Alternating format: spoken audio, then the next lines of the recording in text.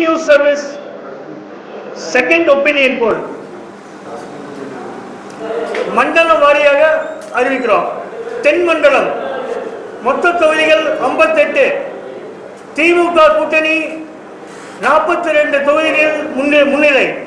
அதிமுக கூட்டணி 16 தொகுதிகளில் முன்னிலை.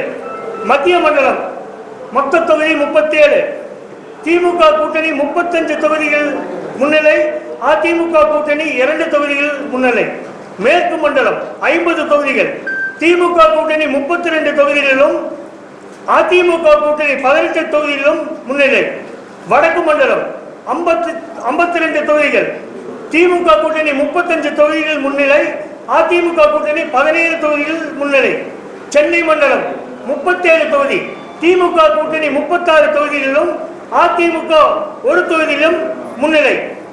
மொத்த வாக்கு சதவீதம் திமுக கூட்டணி 44.9%, அதிமுக கூட்டணி 38.5%, டிவிகே 9.7%, என்டிகே 4.8%, மற்றவர்கள் இண்டிபெண்டன்ஸ் நோட்டா 2.1%.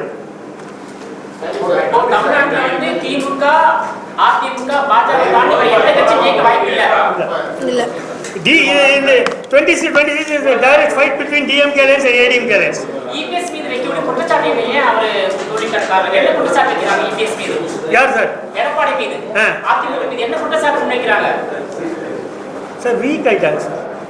ADMK வீக் ஆயிடுச்சு. ஸ்பிளிட் ஆயிட்டாங்கல்ல, ஸ்பிளிட் ஆயிட்டாங்க. இப்போ வெஸ்ட் ஜோன்ல இவ்வளவு எடுக்கிறாங்கன்னு வைங்க. இப்போ நினைச்சு பாருங்க, வெஸ்ட் ஜோன் எப்படி இருக்குதோ அது வந்து ஸ்வீப் ஆகும் எப்போதுமே. வெஸ்ட் ஜோன்லயே they are performing very badly.